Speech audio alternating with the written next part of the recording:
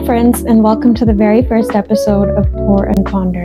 This is a little space that I've been dreaming of for all of us to slow down together, pour a cozy drink, and reflect on life's deeper questions and the everyday moments that often go unnoticed. I'm naming this series Pour and Ponder because I'm hoping it'll be exactly just that. You grab a cozy drink in your favorite mug, press play, and together we ponder. I want to talk about everything and anything in between slow living, motherhood, personal growth, and more. I want this to feel less like a video and more like a conversation between friends.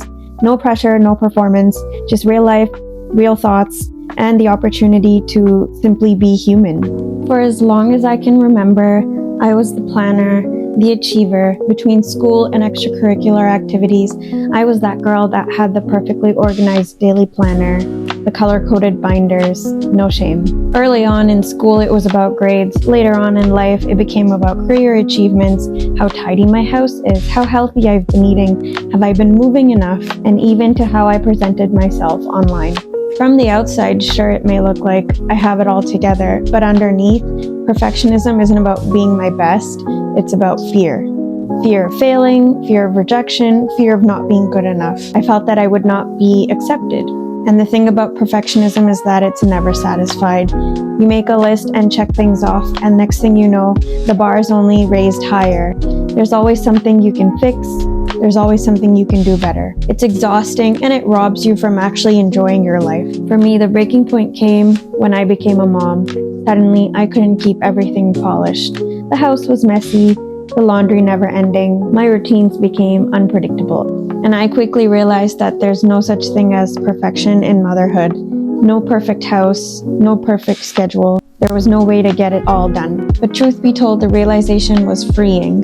Because perfectionism wasn't just tiring me out, it was stealing life out of me every day. I was missing out on cuddles with my baby because I was too worried about folding towels. I was missing out on laughter with my husband because I had lists to be checked off.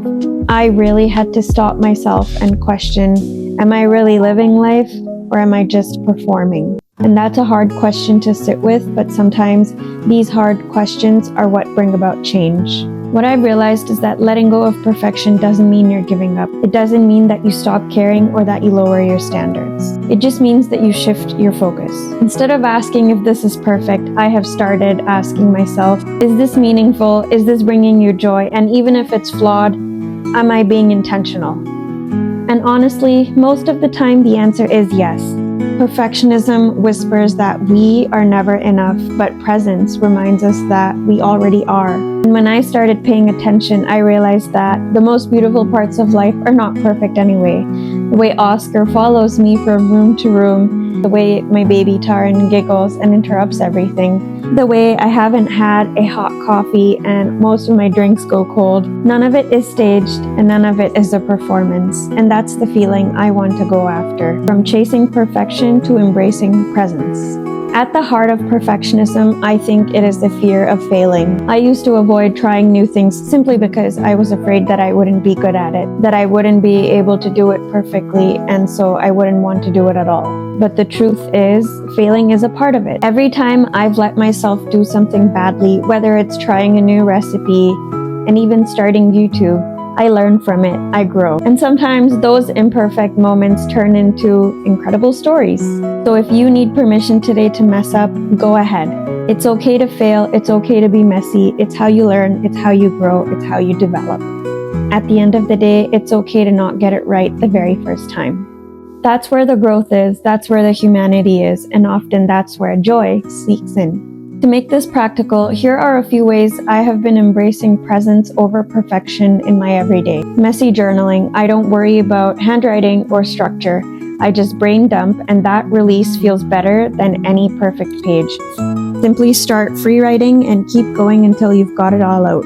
If you still feel the need to keep going, look for journal prompts that call out to you. Slow cooking. Sometimes the meal is a little bland, sometimes it's not Instagram worthy, but it nourishes us and we enjoy it together. Unfinished lists.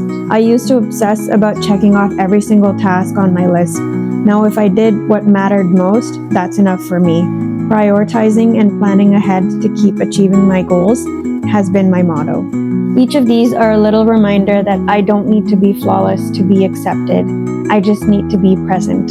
So if perfectionism has been weighing you down, please know that you are not alone. It's something many of us struggle with, but it's also something we can gently set down. Life doesn't ask us to be perfect. It asks us to simply be there, to notice, to love, to live. Thank you so much for spending time with me again on the very first episode of Pour and Ponder. If you enjoyed this series, I'd love it if you could share your thoughts below in the comments. I will be sharing many more videos like this covering everything from slow living, personal growth, motherhood, vegetarian recipes, crafting, and so much more. If this is your cup of tea, please click subscribe and join me here. Thanks for tuning in, and I'll see you in the next one.